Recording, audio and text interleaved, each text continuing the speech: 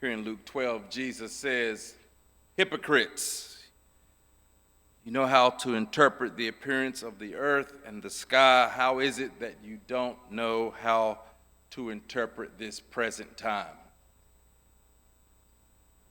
Crescent Hill, my question to you this morning is, do you know the time? Do you know the time? There's a lot going on here in Luke chapter 12. Jesus is on the move to Jerusalem, and tension in his ministry is rising. Opposition is growing. The stakes are becoming clear. Here in chapter 12, he warns about the weight of earthly anxieties. He calls his disciples to watchfulness, says an unorthodox word about divided loyalties. This morning's passage is not a way we often think of Jesus. Jesus says, "I didn't come to bring peace. I've come to bring division." He speaks about the consequences of unfaithfulness and insists that life with God is not neutral. And that's important because earlier in this chapter, in verse 40, he says, when the Son of Man will come at an unexpected hour. He is not just talking about at the end of time, but he is pointing to that often God unexpectedly shows up in history, in the here and now. And more oftentimes than not, we are not looking, we are not prepared. Jesus is talking about God's decisive action breaking into history. And even though two of the passages are a little problematic because he's using the language of slavery and being thrown into jail, but he is pointing to the consequences. What happens when we fail to be prepared for the moment? When we're not ready, we find ourselves asleep when we should be awake. And this is why Jesus' words in our text today are so sharp. He says, "You know how to interpret the appearance of the earth and the sky, and yet you do not know how to interpret this present moment." Now, he's not critiquing their intelligence. He is pointing to their spiritual blindness. Because this text is one among many. And one of the biggest themes in the Gospels is humans' inability to discern the moment in which they are in. The great paradox of the Gospels is that God comes in human flesh, stands in front of people, and they don't even know it. God is sitting with them, eating with them, talking with them. They're sitting there arguing with their Creator, correcting their Creator, not being discerning. And Jesus is upset because God is right there at work in their midst, and they can't see it. His anger is going to turn to tears in chapter 19. As he enters Jerusalem, he looks at the city and he begins to weep because he knows what is getting ready to happen. He's told his disciples what's going to happen when he gets to Jerusalem. They're going to squander the opportunity they had. They're going to miss their time, to use Luke's language, of visitation.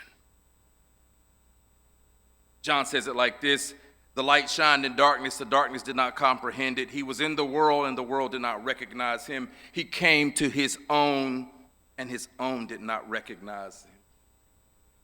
No wonder Jesus is upset. This is a holy moment, and the people are missing it. Why are they missing it? They're missing it because they don't know the time.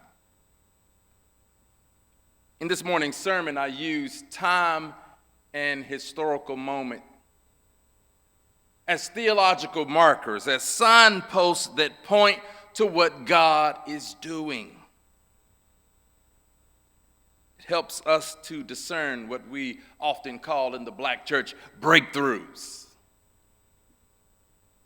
What theologians and scholars point to as culminating moments, those major crossroads in history. And what are those? Those are the times when God breaks into history, when God shows up.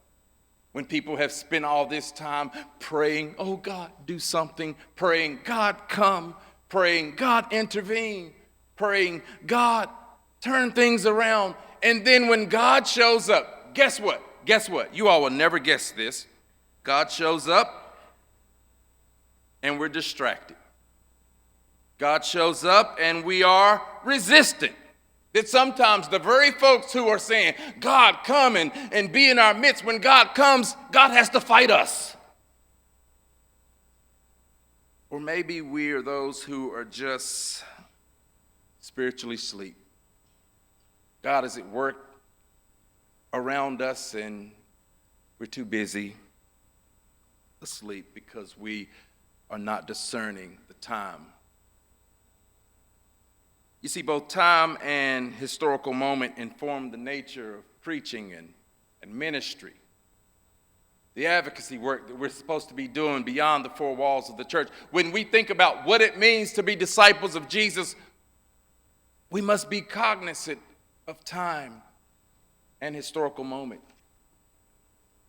Because what time and moment point to is that God works in particular ways in time. Listen to what Micah says. He says, the word of the Lord that came to Micah in the days of Jotham, Ahaz, and Hezekiah, kings of Judah, which he saw concerning Jerusalem and Samaria. See, there's a specificity to it. The word that God gave Micah was for that specific time, under those specific kings, for Jerusalem and Samaria. Other prophets got a different word at a different time. But discerning the time and the moment is so important because it informs who we are supposed to be and what we're called to do. Preach, Dr. Brogdon, I'm doing the best I can. In time and historical moment are things that even Dr. King recognized. They played an important role in the prophetic work that he was doing in the 50s and the 60s. One of the books that we are going to read together as a church is Where Do We Go From Here? Chaos or Community? Listen to what Dr. King said. He's talking about the story of Rip Van Winkle. He says, and this reveals to us the most striking thing about the story of Rip Van Winkle. It's not merely that Rip slept 20 years, but that he slept through a revolution. While he was peacefully snoring up in the mountain, a revolution was taking place that at the point would change the course of history, and Rip knew nothing about it. He was asleep. Yes, he slept through a revolution, and one of the great liabilities of life is that all too many people find themselves living amid a great period of social change and yet fail to develop the new attitudes, the new mental responses that the new situation demands. He says they end up sleeping through a revolution. My sisters and my brothers, we are in a unique moment. And one of the most frustrating things as a minister and as a public intellectual and as somebody that's about doing the work on the ground is you can't get enough people to be involved in the work that needs to be done because they are asleep. And sleep looks a lot of different ways, but they are nonetheless asleep. Because if they suspected, if they knew, that God was in the midst, oh, they'd be right out there in it. You see, God, I'm helping. But maybe they think God is just on the throne somewhere far removed, or God hasn't quite shown up in history, and they have, of all things, guess what? They have time. What the text in Luke and Dr. King's quote remind us is three things. Three pitfalls to avoid. And the first pitfall is simply just being asleep. That you're not aware and prepared for the moment that you are in. Did you ever think that maybe God in God's wisdom decided that you should be born when you were born for a purpose? It's not some random cosmic accident that you were born in 19, whatever that is. That God wanted you to be born when you were born, and that's a part of your purpose. The second pitfall is that you don't discern the ways in which the moment informs your call and your work. To quote the words of Mordecai to Esther, he says, "For maybe you have come into the kingdom for such a time as this." That maybe you are here, maybe you are at this church, maybe you are in this city for such a time as this.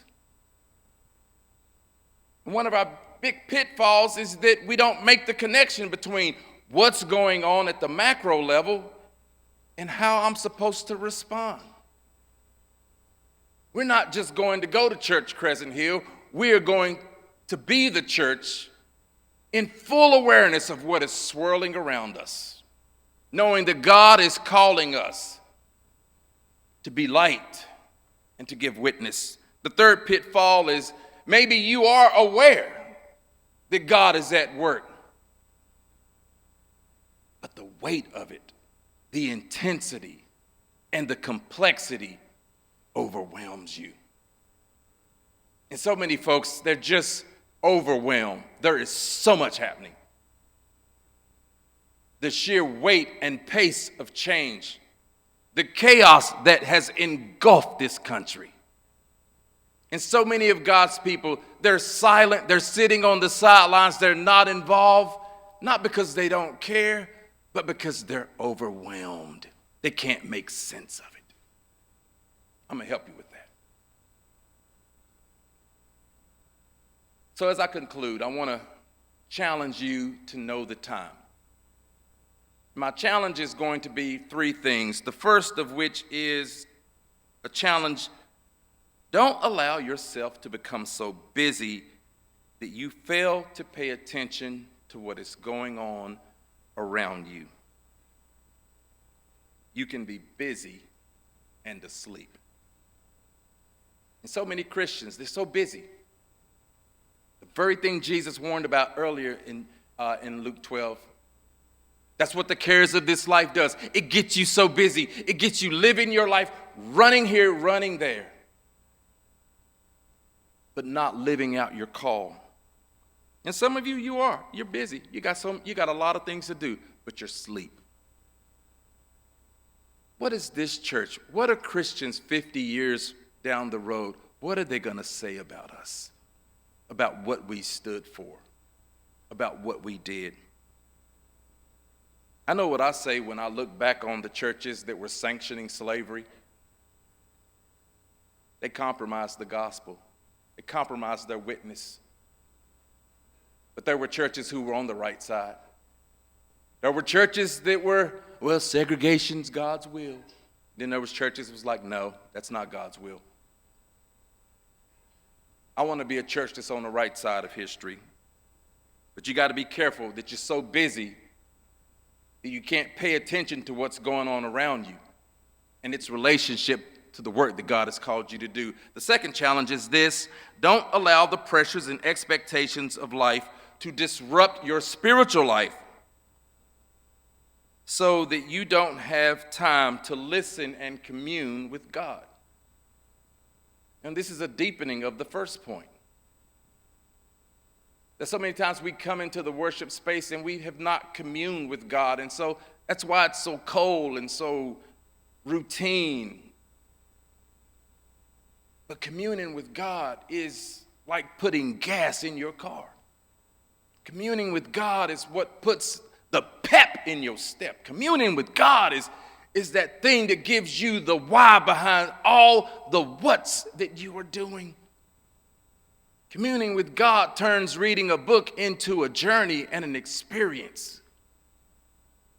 I always meet God in Scripture and in reading books and listening to people and studying the lives of people who have made a difference in God's world. I find God using those examples to encourage me and to challenge me, to open my eyes to something that I need to see in the world that comes from communing with God. And the third challenge is, don't allow yourself to be enveloped by the darkness of this age. This is going to be a foray into next week's message. But Paul said this to the Romans. He says, do not be overcome with evil, but overcome evil with good. One of the biggest things that's happening to the Christian witness is that we are being enveloped with evil. It is overcoming us. It is seizing our witness, hijacking the religion of Jesus. But Paul says, don't let that happen. Good is supposed to triumph over evil. And there is no shortage of evil in this country right now. And it is enveloping us. And it is why we must be discerning, so that we aren't caught up in the winds of change, doing what Philip Zimbardo's The Lucifer Effect, another book I'm going to have you reading. Good people doing evil things because they're caught up in powerful situational forces. Don't let that happen to you, Crescent Hill. Evil has hijacked churches in this country, and it is knocking at your door. Don't answer. Because if you do these things, these challenges, you pay attention to time and moment. And I know what you're thinking, my life is so insignificant. What can I do? It's for people like you, Dr. Brogdon. It's for the leaders to do. No, you're mistaken. It's for us all to do. And the God we serve specializes in taking small things and multiplying them. You know the story of the fishes, where a little boy gives his lunch to Jesus, and Jesus prays, 2 fish and, 5 fish and a couple barley loaves, and Jesus multiplies them, and it feeds thousands. Think of your small efforts like that boy's lunch. What would it mean for you to take the small acts that you can do, the small things that you can do, and put them in the powerful hands of God?